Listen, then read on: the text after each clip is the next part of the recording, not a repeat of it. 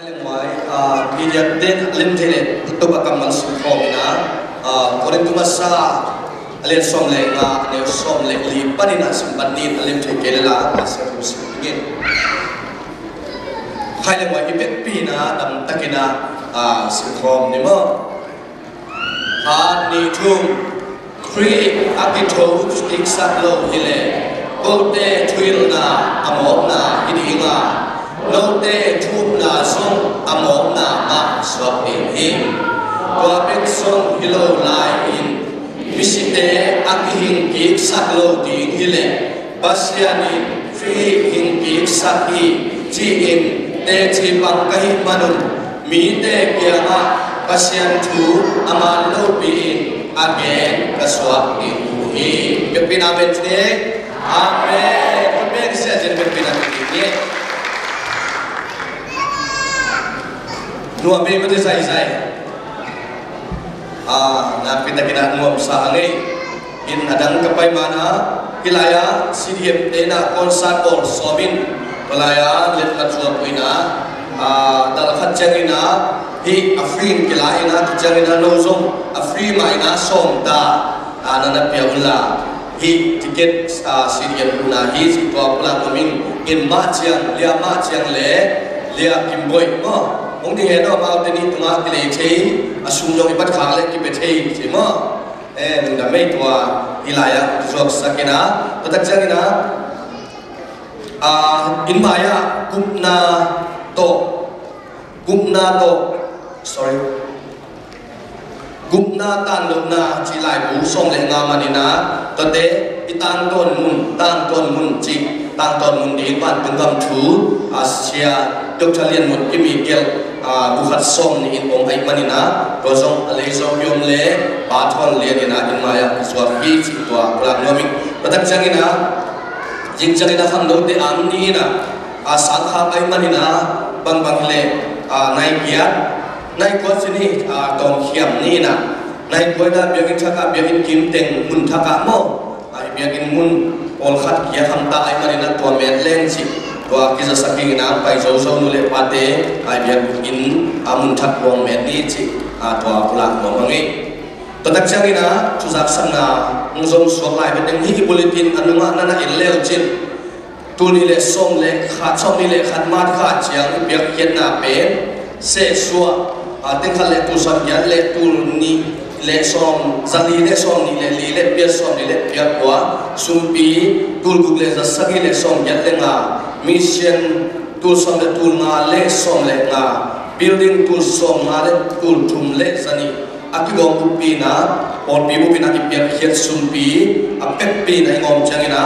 teng ni le tul som nga le tul sagi le zali le som ni le li le pia som sagi le hi apek hiya mi ma ki pia to babasian acha kena thutha on pingyan ta he haileng wai tudina ihun te ching himale hangloi te na thuin la in thu hi achima bangin athulu kongta no pina khazi ai kele khui thoki lo hile denai license to simna correct ma sa len som le nga aneu som le ni na panina som le kwa chia bulpuina kotun dorina thala khomi hun to pa kang malungai khom le buthi ha tonin khasi thoki lo hile khui thoki lo hile tonin eting hilaya yom bullo khani hi nungina musia zetiesa sia khambi sabung khan khamina bangchi hiam chile kanu le kapa kiteng lo hile tu khongin ki koya tom tam chi lim takin ngai sun le pen thu na khat ni aya ko chang ngai sun ta lo ma to la ki bang kanu le kapa kiteng lo hile tuin ki koi khong a kom tam chi mo kiteng lo hile ama apian lo ni hisia tonin ipulan dok thui khasi thoki lo hile por piswa jong piakhen na jong kulke ki khom jong kulke among na hi ni ya ai jong quick see in thoki ai manin tua thoki kwang len na le tua thoki kwang so na hangin kunina ol pipiang in pasien aphat ta abiat ta hi to do ban thana ka ta he toy man khasi thoki lo hile chi a ithu bul phuna sunga ama saina khasi thoki lo jin sen hile ei dai thum na amok na hi chi ama saina thuma sa da kum do hian khasi penina leituma pakin ama saina Mary Supanong piangin Nazareth kwa mi Jesu chỉ là mi tên là pula hi Jesu be ông khang chính đâu cung som thua pa cái tắc giang in zoanin tui phumin zoanin tui phum cái tắc te to bana se ông ki pani tua cung thum sung to bana se ông ki pat cái tắc giang in à lấy tung mi te ulian te makai te cung pika te gal hiam toy te in gal mat samatin zoa manua gal zoin Jesu zoa ai ha Jesu in wal sokna to inki hi to pa thang ta he leituma gal sokna le wal sokna to pakilam dan na turina to pula momi gal izo pen gal zona chi pen hi leituma gal kidowin to gal kido na do khada kizo the do ni kizo the ai lo in tha ton tung lo the hi manina kizo ton tung lo the ai lo Jesu gwal zo na pen aton kuma zo pai so na hi hallelujah Jesu zo pen na aton tuma kima aton tuma kip aton tuma nunta na hinya isi kinda wona nunta na ai manin donina tua thoking na i awang len na ina khazi thoking lo le tunin ente yukna amok na sokin ente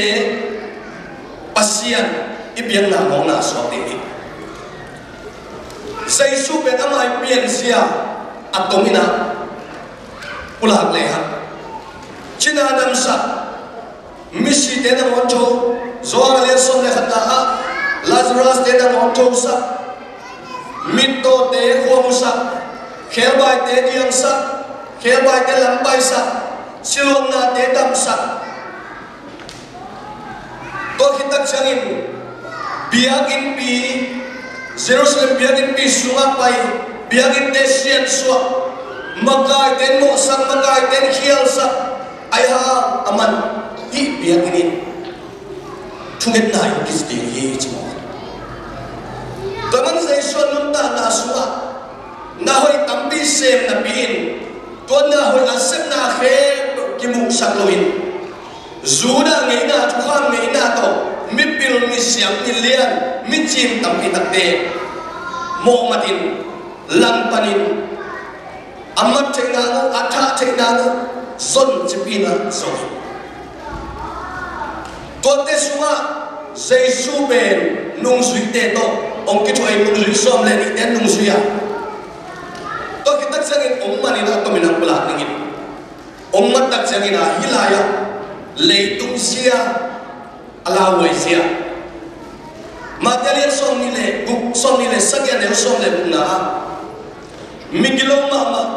misuam thế do cái liên som le kia cái nếu som ni na suma misuam thế mi pa mà cái liên som le na nếu sắc na suma kumpi ale do kumpi alang pan mithat mi pa Barabas omi amal te paisan boy hunin migilo khatta amat deu suata saktingia koswa Jesu mani mi pite thua kidot jangin kumpi te na Barabas on khia Jesu thado singlam te tuba khayo that lungun chin mi pite o siajen Zoma nga kapte, zoma ulian, pilat mang pite maya. Jesu nang lepi atan dingang paipe, mok sana thuaki. Tuni kapulang nopin, Jesu anunta lai ngiat te kina. Ama penso kalian cuma nelson le guna ama mi bom te hon kini mo na khepe. Apo khia pasien tu no kici ma bangin. Hi le tu ma imona te omon khedi ni na ama ong pai ai mani ton kung nun ta na bering ama ong pai ai mani as asima singlam te to ma akikhai ma no onin kumpi in su atun lai no onin mi den mo sakle kam khat be pa lo wala se thuina tu igodi kam khat be aham lo ma bang che kam khat be kham lo jesu zuya anun ta lai te tekin migilo pa Barabas suakai jesu mani toin ba mo sakhiam chile to ni e te kilo chi takin kilo e te mo ma kilo ma igil da lampi bang pai le ilung simpe mi bom te bang mule ya dildo am abong pite ya dildo gilok tu sami ilung sim suma gilok na to kidimi gilok na to kidimi ilung simin mi tharin ilung simin mi pumuat thibo ingai lo te khong khat nei chang ina dan khong to pa de ni mu dang khong a tu sa ki ut mo igilo sia mi igilo sia itu bilo sia kina so het lo hi mani tua di in sei su ngong pai nai mani baraba so a hoi mani sei su in ama ta na si lo wa sei su mi mo de hon khia kini ngong pai nai mani baraba so ta hi to pa no chan ta he torin nang le ke so hoi so hello di ni te na si so hoi na sa so lo pi nunga mel pa pi te nunga mel hoi khat na mu te na len la hele na ut pe katang wal la hele na chi khabel nu pi te mi min thang khat na mu tat sia kuria men ta te na mu tat te kapasal hi bang le na chi khabel nu pi te nunga te ilung sim sunga siat na to kidimin hoi lo na to kidimin izi te ki hom thoi pasal te ki hom thoi isia te ki hom thoi matai te ki hom thoi iki thua plom le ko tampi tak ki hom thua ilung simin siat na me kin lo na to sile sa to num ta mani ko to kidimin yom lai takin to te ahon hi ani ang pai jesu gon so atho kini tuni nei torin na kilom na nalung kham na nalung sin na namang banna nalung kian na panin athakin ito pa to jesu do thu khom tai hallelujah to manin hilaya bolung ina jesu tho ki lo ile ichum na amok na jesu sina zamin tho ki hi jesu mi mo te i thi jesu mi kilo te i thi jesu mi hoi lo te i thi jesu in akina lo ben teng ma inin ngayin aman mon hi chia ka te chi pan na te ko te suo khem suo ti mi suo te mi chuma lo te mi dik lo te mi khem te suo ti kai manu khasi tho ki lo hi le chingeu bolu ina hi kamal ko le tu por bi tunga aget to mani kinun ta na sura jesu tho ki lo hi sen sen le to ni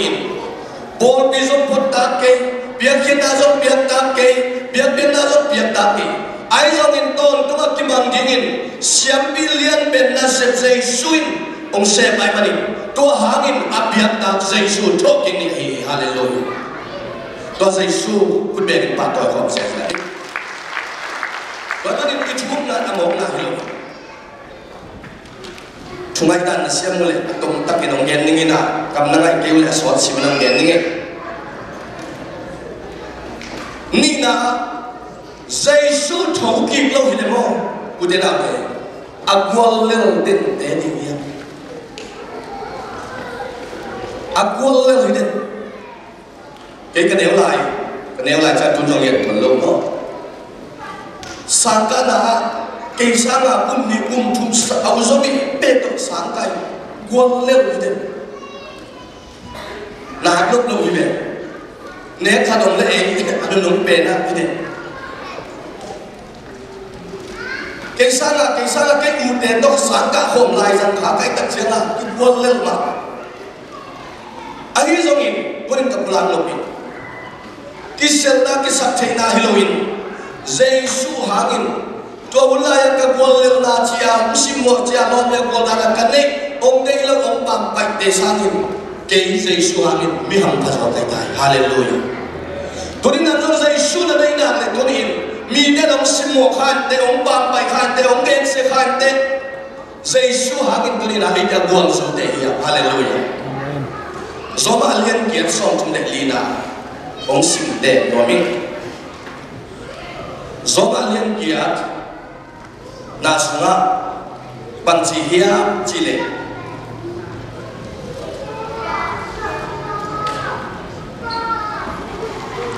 so ma len ke ne song thum le lina pani da sim lo mi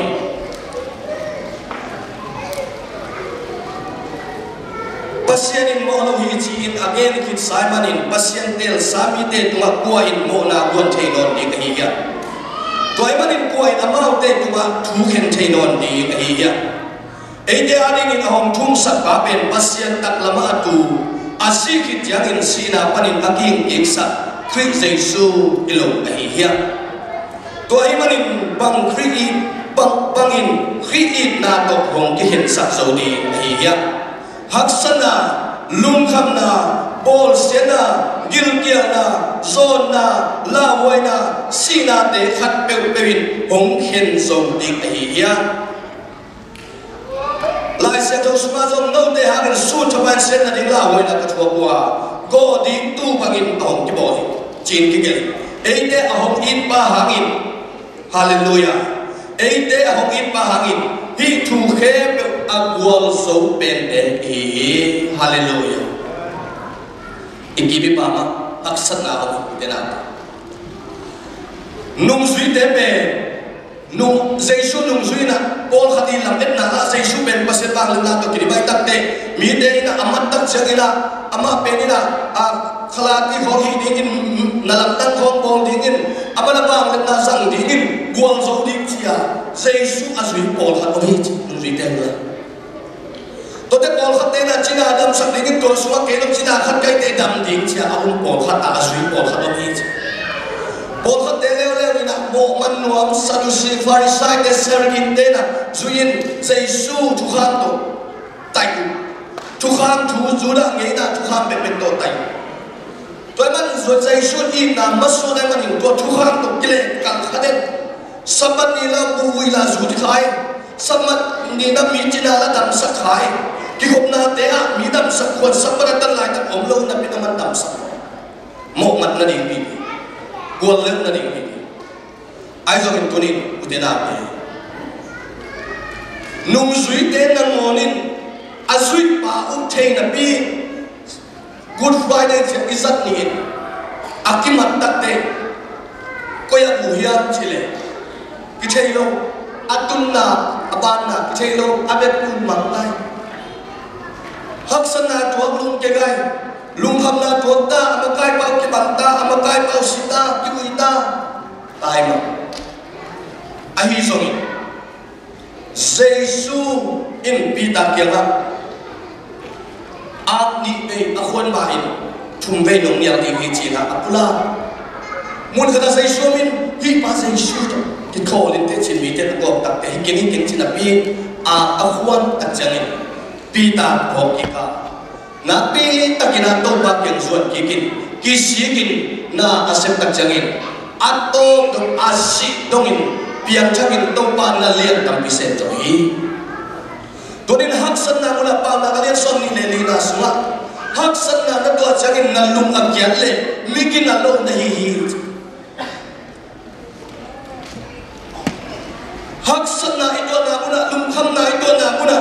ilung agyan migin na lo himani agwal le himani to agwal zo iswa nangin sina zawa thogi Jesu ke phungzon ni hiam hallelujah to Jesu ke phungizota to Jesu inna Jesu mai pha Jesu mai tak imwa amai buak sia lungsim ama ding na tak isui to ni na eten bang ma dong khen zo lo si na dong khen zo lo ding hak san na dong khen zo lo nung zui ten mam bang tai ma ai zo in to ba khasiam to Jesu tho king ni tu ni sing san te te kin nung zui te tu ma kilangin James te tu ma kilangin Mary te tu ma kilangin amau te tu ma apa ni ong kilak tak changin to tho ki wang le nai amau te tuam ai manin Jesus nun tak laya za sangin hasil tuan sang zo ay manin bol bihang siya sa hito do kami tanamata tunin Jesus thogig lo hile khazi thogig lo hile ium na amok na ahibana mi te mu na oi ka je was Jesus uite letma pa ta pa de nazar ko omle te anule bana ro ki che ta ka ki den me lo piang ilo mo chin mi te dong get se dinga mi den sa ko khadinga ai ha pasien dek na ai manin hi te khe pe tunga agwang so bet Jesus abia yang to to pan na tu bang ta he ai manin Jesus thoking lo hile to ni enun ta na gwang le sa den ding ya nan na dong to isa ka den ding lung kham na dong to isa ka den ding lung jin na dong to isa ka den ding ai hangin Jesus ini ya thoking bang le na ka hi na to ni imaswana azan ni wangso na tukha dong ma ki hallelujah athumna Jesus thoki long hile khasyam thoin tunin eite om pi thei dong ni nei mo Jesus thoki ki tak chana Jesus ina zo ka len som le lina sunga no de twa ka khasyam thokong sol ki ti hi chinget ma bangi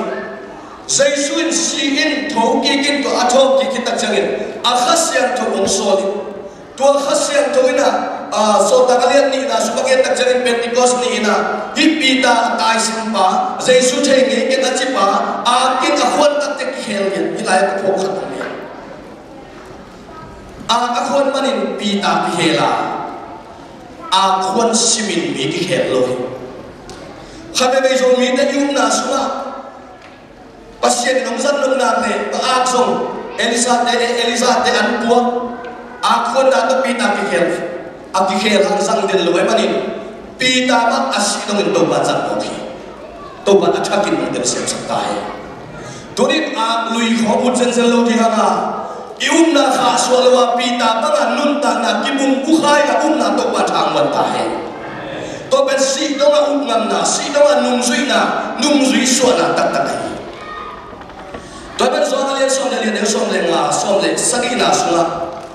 khasian cho kong sol dik chin ong sol na asi ki tak te sol tak jani sol tak le ni na suma bin an thu hi ni mun to ngam to bam mot mi te thana mi te hit mi te atong to mi tam pi tak ti ka ko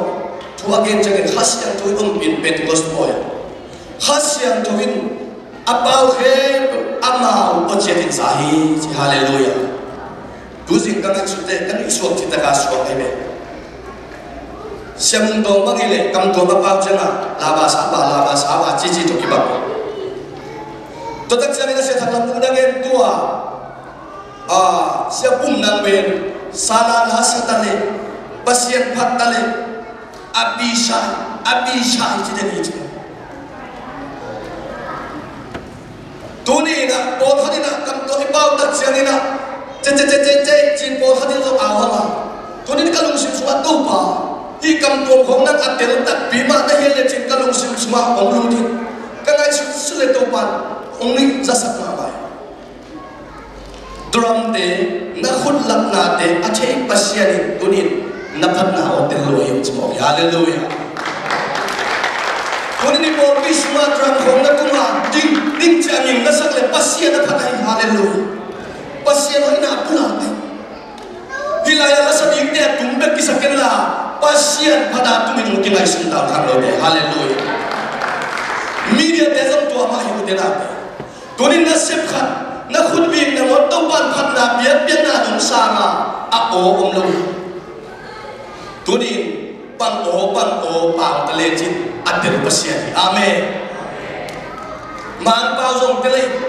kol pa o atel pasien om bo ser ko kwa so te om bo chi te om na din kul pi chim le hallelujah i o atel pasien ye hallelujah tunin lung sim tak pi to pasien na zona bang chimangin na onga bang chimangin na diaga bang chimangin na khun na lam song ong tel pasien amen to pet to pa to la oi bol khat mang sala la kham sak thia na ngai sim le tiu kho chi ba om na kilo tua te khe atel pasien lin thana tum base na sai ki thana tum a o a thei pasien to mana agin thei khem do to phatum chi ai manin kunin i on nei za do phat ni hallelujah ilung sim za yo nei za itahan na za do pasien phat ni ade pen ko nei pasien in telu nubi te ro khem pai lian lian bangda na musi a soma ba ong ki pe de me to ban mulwa ise hallelujah tua in te a kha to ong lia lia ong dal nei mo kunin na o na kamang sangin na phat na ade pasien ito to pat del sen sa tahe Bagaimana khasian to ong sol na in Pentecost ni na sol ta ten ama ut te to pau pen o khatin ki zahi bagaimana khasian to ong na muna suat tan na mi o hallelujah khasian to ong na muna khat le khat tuni dilam dan ba mu na sa wi ki to kiam kiam khasian to ong na muna ki bum khat na oi khasian to ong na muna ki tu to na ma khasian to ong na muna isep ding dan sa min biat dan na a thei khasian to hi to khasian to min tan na ka he udena te nang phat dan bi ke na la am thelu na dia che to thubi ma sa ke na phat no bi min na ka na khut na ben no ba na khut na lat no ba na hi che na to na biat na i pasien tung si ba ni to in thok ki bang le na nang sunga achaka to ba ka ma pong thok ki na nya ta he alina ka to na ding na sai su thok ki lo ni le ông bay kịp non lâu để đi một dây suốt thọ kịp mà là bay thế có đi lâu để cái lại ông mới được chứ chả cái leo thì ông bay kịp non lâu để nên về mới lại không sợ dây suốt thọ kịp cả qua là cả đầu tận tới dây suốt bay kịp đi làm cái này không tên tăng nhà hallelujah coi mà đi dây suốt tôi cái giọng nhẹ dây su mua mà dây su đón mua mà mình cũng ông là đi chỉ nó biang in tuần in ấy ông làm lâu khác thì nó lại phát thế in quân chỉ mình lên lâu khác thì tuần in à đã vậy cái sao tôi mình hi cái chút tôm đã đi cái nào dây su là do hàng liên xong để liên nếu xong để kết nào cái dây su cầm mal mà ông xuống là xuống mà bằng thang là cái hiểm chỉ là nấu tên là kịp đến cũng bay kịp tìm hi ông bay kịp đến ai mà nên tôi in ít chút cái cục hình bằng một ya lúc cái liên xong đi liền nếu khăn apa nina isim tak jangan na nung suy tên chúng ta xây số cái là tắc tên anh nung đâm lúc mà chỉ là đi nung chơi lâu hi chỉ hallelujah Good Friday ni thu cái lễ đó bên đó bạn chắc cảm tel sabi haksan ma malum khamma ma ma pe le kuma gol le ki salwa amakai ba ki thatta ki kuita omnon achi na din ma omnon alang ko ulian devi behita zoma gal kap devi behita bian na abe be saidin sadusi chi napte lai se no siap de ke alang ko ita chi na din thelo mang nap no buke ai ha jesu o azamte jesu akilat tapte alum dam nào cái ghét thấy rồi chứ hallelujah. Bây giờ nào bây giờ Giêsu ở Isaac nào cái cô, alum dam nào bông thấy rồi cái chuyện luộc như thế. Các bên ít ít hàng các lô hàng ai ăn Giêsu ở Isaac này, hết bùn to hết bạc in năng nào như vậy. Tôi mà đi pasien ít na ít del cái này tôi đi na pasien ít na ít del cái ama thuốc na giống lim ta cái ngày sụt thấy cái này. Nanga ding na si kai su chia khuak the ban ding nei manin to ni nung su te to sei su tho king na akilat te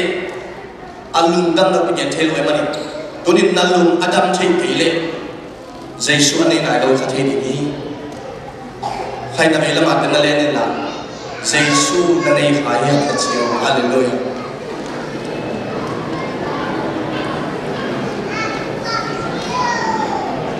Emmaus wa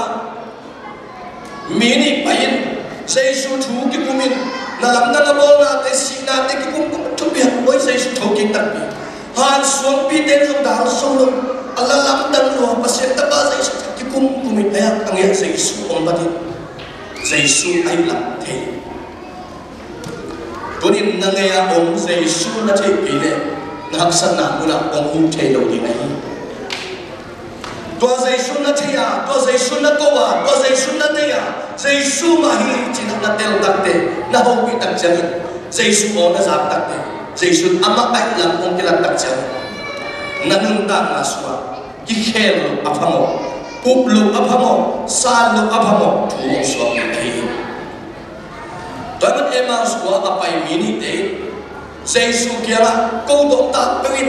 hi thu năng thay lâu lom lom chín, mỏ sắc mama,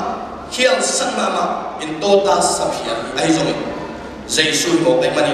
anh này là cái thôi cái Giêsu mang mỏ cả, Giêsu ai làm anh chịu chân được, nuột nó mặc, udah nào thế, tu đi, ihak sắc na muna zo, anh nuột thay đi in đâu bắt học cái ta hay. Ilum khamma mana muna zo tau pa chuma again ten dingin tau pa thupang beta he mi thu khong gen ke ni ngoi mi thu khong gen len na no mi wa lu ben ai anu ma bai to chin to changa to chin le to chin alai sai ni tum zo ding ai ha ko ha ke ki tui luang zo lu wa Giêsu in na tak itela ai le sot bigen buloin thakat tuin ikitui luang thei mo hi tunin Giêsu in na ta chiam ka hi nan ta ni Giêsu sin singlam te to ma kithanin to singlam te to akitha lai tek na honin amasain baraba swata mi mo pa ani na angeya ki khai mini te sunga khatin pasien simoken chin Giêsu ahuk mani swata manai mani Tuan in isi unik kita loi, inun tak napa uncian bedi kita loi, isi mate te duni maman Giêsu nak honglong yang tahe, hongo pi yang tahe. Tapi Giêsu thong kim loi le umpai kim loi denga, umpai kim ei apa hiha. Tapi Giêsu thong kim loi le, inun tak nasuma agwal lelden kim deha. Itum na among na suap ding, jadi siap tu sabor pisua yang na among na suap ding. Krithong kilau ini, khasian tuin om pilau dinga. Walaya tuin na to pando, hilaya tuin na to pando, ama azom mi te khasian tuin om pilau dinga. Ayat khasi thong kikai manin tua khasian tuin ite om pitai. Giêsu thong kilau ini, om pai kilau dinga. Nang lepi mei tung tuang ong lagi lau di Tuan igen di imal suwa azwan mi te Giêsu thu be kagen bang kagen di thuai the kasak ding langai the bang thu bang la hian che dong kidol le ba na mang thang song kakam mal mang thang lo di chia ngen pa Giêsu thu zo hallelujah tua Giêsu thu ma gen di ha le mong dong gen di ha event pina ding towin toni na to pa ke pa kagen ding thuai thei ka sak ding la thei bang thu bang la yan chino kidol le chi event pin sa ding ma to sung ina toni Giêsu tho king na su ma toni ka hak san na ka lung kham na ka mang bat na ka o atel no pa hi tak te toni to pa ke ba ke ya tho king yan ka thanem na pan ka pung na pan Dele mon to pa khasya thonei lo na sem kha sia thei na zule sa te nuse gam lo ina pi tak sa sile sa te na ka zui na te to pa mai sakin chin to pa ke na thungen lo kyam lo yom le amaya pai ke ta ko ni na thok ki bang le na na tho sa ki hi